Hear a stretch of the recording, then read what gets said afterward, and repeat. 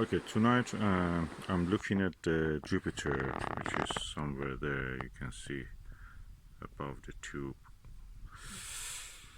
With two 3.5mm eyepieces. This is a Pentax XW 3.5mm, and this is the SkyWatcher 3.5mm. Both of them 70 degrees field of view.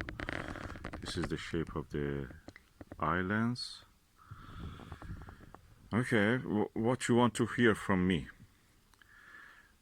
I paid £60, £70 for this, and £249 for this. Which one is better? I think they're both equal, but this one, cheaper one, actually is better. It gives a crisper, sharper view. I see a lot of moderators in this kind of, forums, like Stargazers Lounge and others, recommend this. Now I'm coming to the conclusion, probably there have been recommendations are misleading. I don't know what is in it for them. Probably they receive something in return for promoting something more expensive. I cannot understand. This is inferior to this. Both 70 degrees, both 3.5mm. The price difference is 7 times. This 6 times, yeah, around 6 times. So this is 6 times more expensive, and yet quality of this one is better. What can I say other than that? They maybe are receiving something in return for recommendations. Some may say bribe. I will not use that term.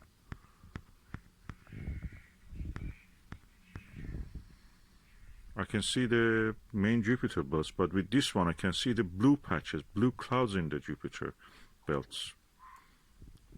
So,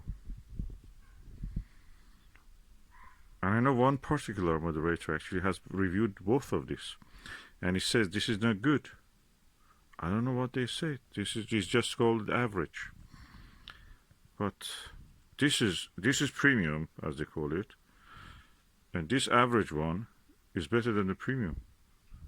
What I'm using is a Lyra 102 F11 Fraunhofer Optics Fraunhofer achromat, and I'm observing the planet Jupiter. It's practically there is no, because it's a Fraunhofer style long focal length, f11, focal ratio is 11. There is no chromatic aberration, minimal. So there should not really be that different in the quality of the color representation, sharpness, everything. This is superior. 70, 60 pounds, and that is 249 pounds.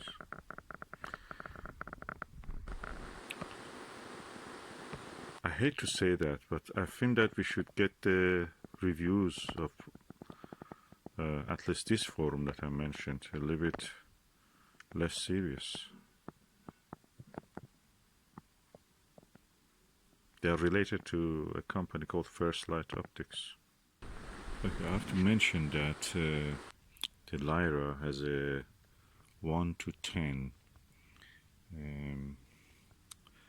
focuser, dual speed focuser, so I can really go to fine focus. Fine is possible. I'm surprised, this one really much better. I spend more time actually observing with this.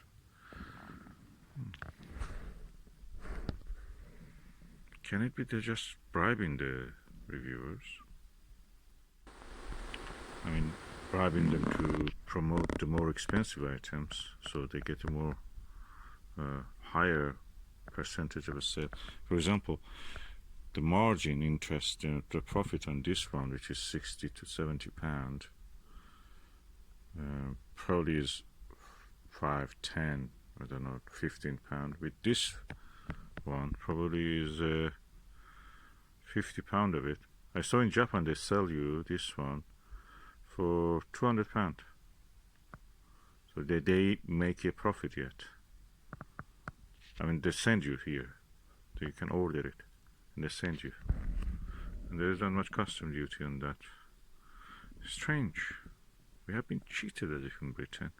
It's the most expensive country. Okay, this Lyra telescope, I'm just fascinated by it. It's made in China, and I think the Chinese made this to say that, look, this is what we can do. It's a superb telescope. It's better than any other telescope that I've ever used. It's mechanically, optically superb. I wish the others also would make such telescopes, but usually they don't. This one, new, doesn't cost more than £500, probably less.